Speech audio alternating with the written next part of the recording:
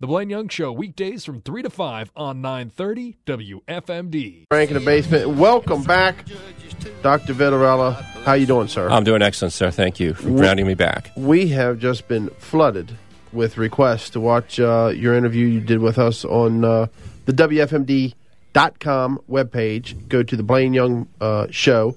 If you have problems navigating on it, just type in BlaineYoung.com, BlaineYoung.com.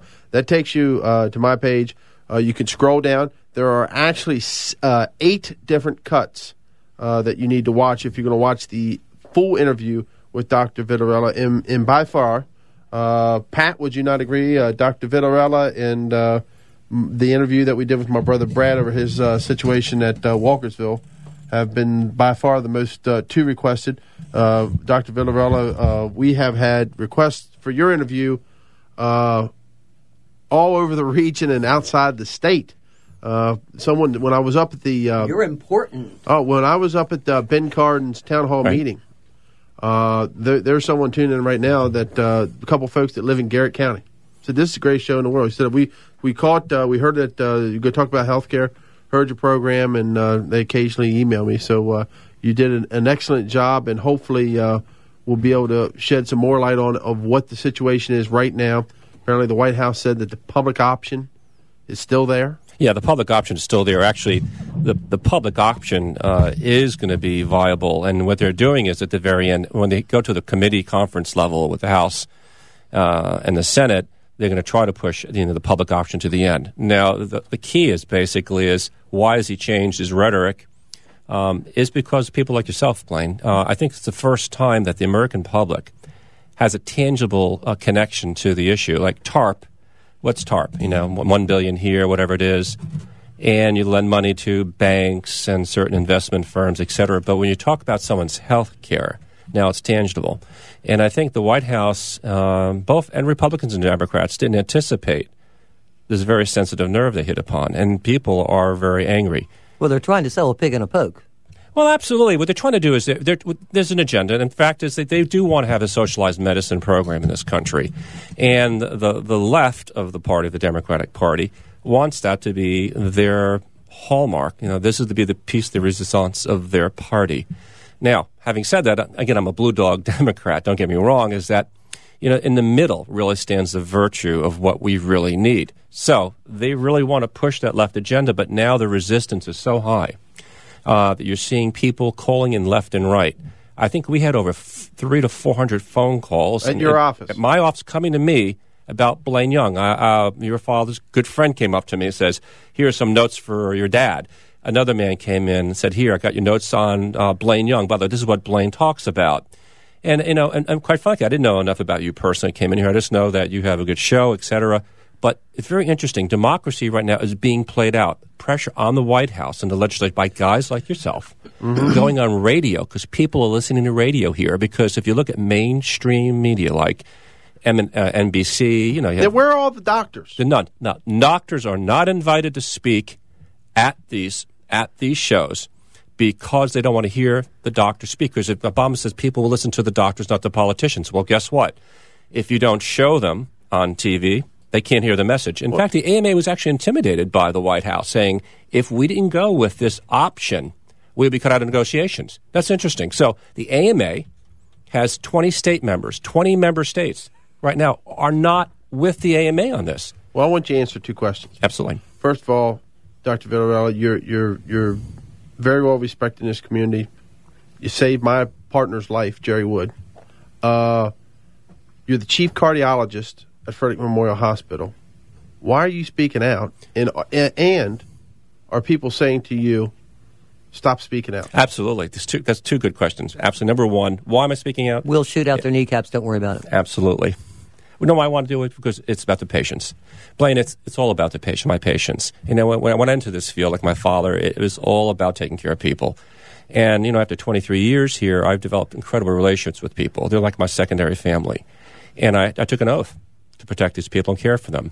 And I love my patients, and I love Frederick. So it's, for instance, it's my flock, it's my patients that I'm stepping up to the plate to make it clear to them what's going on about health care that needs to be fixed, and it has some things. I discussed the ailing patient. Sure. There are some parts of the system that have to be fixed, and some things that have to be modified, and some things that are dangerous that can actually harm the patient or harm our. We all agree there needs to be a degree of reform. Absolutely. Now, I would say that's universal. Absolutely. And the second part was I've been asked not to come to your town hall meeting, to your Tea Party, because they said I'd be associated with a certain political party, a certain. Who was telling you this? Relatives and friends have called me up and say, hey, we're concerned that if you'd be out in the public, you'll be considered, anti-democratic. But it's okay with Blaine and Anita, huh? No, yeah. Absolutely. Yeah. They said, no, people discouraged me to come out here to speak. Wow. Absolutely. But what I felt is this, listen, if I come out and speak to the public, I'm coming out as a doctor. I'm speaking simply as a doctor. That's all I'm doing. And I think you need doctors to explain what's going on within the healthcare, because as Obama said, I am the healthcare system. I provide the healthcare. I prescribe the drugs. I see the patients. My father had his office in our home. I grew up as a doctor. I know the healthcare system. So I think it's really important for me as a doctor to explain to people in layman's terms, what the basic problems are and some common sense. But the solutions. public needs to also understand that it's $1.4 million a day going into lobbying Congress. Absolutely. And that's what people, I told you before on the show, there's big money. But I want to make this clear. Absolutely. I know these Tea Parties have not been perceived as being bipartisan. That's unfortunate. I say they are. I do know that there are some Democrats that have gone there because they're not happy with the government spending. You're one. I've asked you to come and speak because I was so impressed. First of all, I found out about you completely by accident, and we have friends in common, Congressman Bartlett. But I overheard one of your radio clips on a Baltimore radio station as your role as president of the what's the association? On the Medical Society. I heard one of his clips on a Baltimore station. I thought they said Frederick, and I thought, wow. So I sought him out. I called what his house was. That's how I got him on the program. Well, we've been so overwhelmed of people saying that was. I have gotten probably at least 6 emails saying it was the best program that I ever did.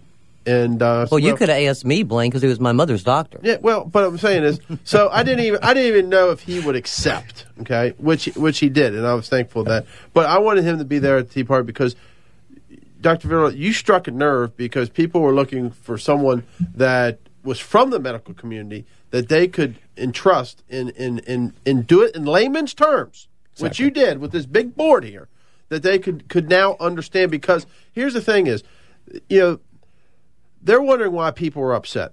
Well, people were upset because they want something when you're screwing with someone's health care, and they want some answers. And they don't want, flowery answers. They want layman's terms answers. And how can your representatives do it when they've admitted they haven't even read the bill? But the operative word in your discussion there, Blaine, is trust. And that's what people are trusting Dr. Vitarello to at least interpret what Congress is trying to do or not do, or even... I mean, is that you've got the public plan is in, illegals are in. Do you trust anything that anybody in Congress is saying? I don't. He's not been invited to speak to this Tea Party because he's going to help promote Republican principles of the Republican Party. He's a blue dog Democrat. I understand. He's there because health. And do these folks have a right to be upset? Absolutely. I mean, in fact, if anything, you're talking about, I think the pearl or the jewel of American industry and science. I mean, if you look at, I just came back from Britain last Monday, and I trained in Britain under the public health care system, and I've seen people wait for a month to get a pacemaker. And ironically, when I was in London, I learned a lot in London Hospital. It's like the Harvard of England Medical School. And they ration care, and they really do. And when I was back there, I spoke to some people over there again looking at it. Now, ironically, their system is failing, and they're now hiring in the United States healthcare firm to provide physicians to Britain.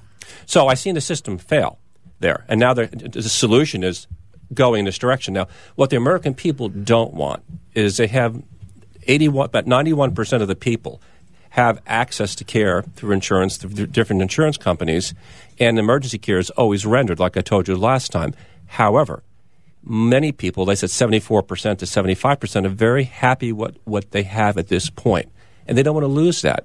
And they don't want to lose the relationship they have with their doctors. I mean, you spend years with patients, and you get to know their health care problems. And for anyone to say, listen, we're going to put a government bureaucrat in between you and the patient, that riles a lot of people.